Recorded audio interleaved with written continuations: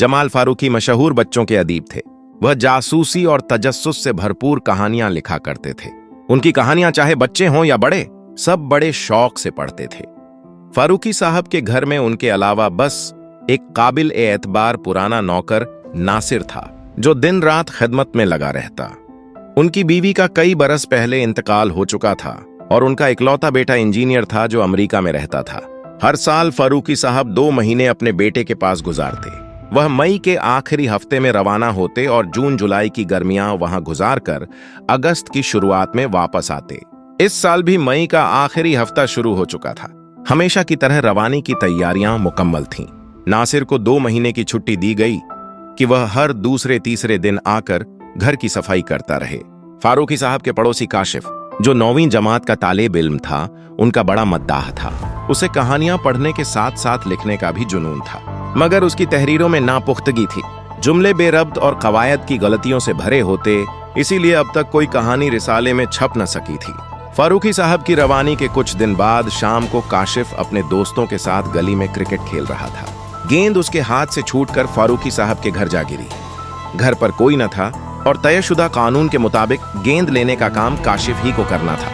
मजबूरन वह दीवार फांटकर अंदर दाखिल हुआ। गेंद अकबी बागीचे में पड़ी थी। जैसे ही उसने गेंद उठाई, उसकी कोहनी कमरे के दरवाजे से टकराई और दरवाजा आहिस्ता सा खुल गया। काशिफ को हैरत हुई, दरवाजा अंदर से खुला कैसे रह गया? अजराह ए तजस्सुस वह अंदर गया। यह फारूकी साहब का मुतालबे का कमरा था, जहां दीवारों पर किताबों से भरी अलमारियां थीं। मेज पर फाइलें, सफ़हात और मसौदे बिखरे हुए थे। काशिफ ने लाशूरी तौर पर कुछ सफ़हात उठा लिए। अचानक उसकी नजर एक पुलिंदे पर पड़ी, जिस पर बड़े हुरूफ में लिखा था, साया फरोशों का अंजाम गैर मतबूआ। काशिफ के दिमाग में एक चौंकाने वाला ख्याल आया, अगर यह कहानी मेरे नाम से छप जाए तो मेरा ख्वाब पूरा हो जाएगा। उसने फौरन मसौदा अपनी कमीज के अंदर छुपा लिया और जल्दी से बाहर निकल आया। घर जाकर उसने किरदारों के नाम बदले और कहानी में मामूली तब्दीली करके उसे एक मशहूर बच्चों के रिसाले को भेज दिया। यह वही रिसाला था जिसके लिए फारूकी साहब 20 बरसों से लिखा करते थे। जून का शुमार आया, मगर कहानी न छपी। जुलाई भी गुजर गया। काशिफ परेशान हुआ, मगर उसने यह सोचकर दिल बहला लिया कि शायद अगस्त के शुमार में छपे। अगस्त की शुरुआत में अचानक एक दिन पार्क में टहलते हुए उसके कानों में एक मानूस आवाज गूंजी, काशिफ बेटा कैसे हो? वह चौंक कर पलटा तो सामने फारूकी साहब खड़े थे। उनके होंठों पर मुस्कुराहट थी, मगर आंखों में सख्ती।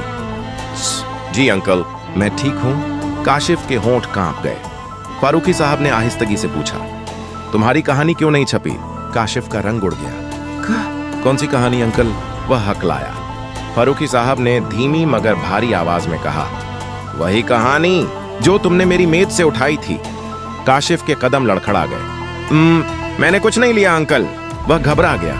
फारूकी साहब ने बात बदलते हुए बेंच पर बैठने का इशारा किया, फिर नरम लहजे में बोले, देखो बेटा, कहानी लिखना फन है। इस फन में महारत के लिए मुताला, तजुर्बा और मश्क की जरूरत होती है। पढ़ो, सीखो, मेहनत करो। एक दिन तुम खुद अपनी कहानी से दुनिया को चौंका दोगे।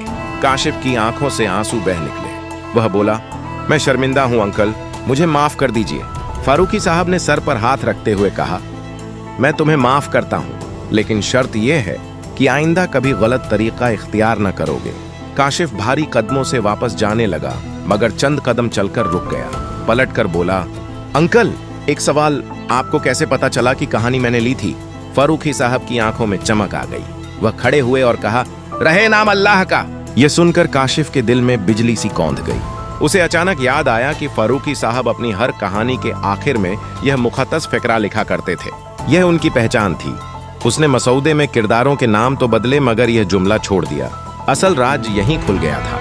मदीर साहब ने भी वह फिक्रा देखकर फौरन समझ लिया कि यह कहानी दरअसल फारूकी साहब की है। काशिफ के कदम कांपने लगे। उसकी आंखों में आंसू थे। उसने दिल ही दिल में अहद किया कि अब कभी किसी का काम चुरा कर अपना नाम नहीं देगा, बल्कि अपनी मेहनत से सच्चा अदीब बनेगा। अगर आपको भी यह कहानी अच्छी लगी है तो चैनल को जरूर सब्सक्राइब कीजिए और बेल आइकन का बटन दबाना न भूलिए, ताकि कोई भी नया काम आप मिस न कर सकें। मिलते हैं अगली मजेदार कहानी के साथ।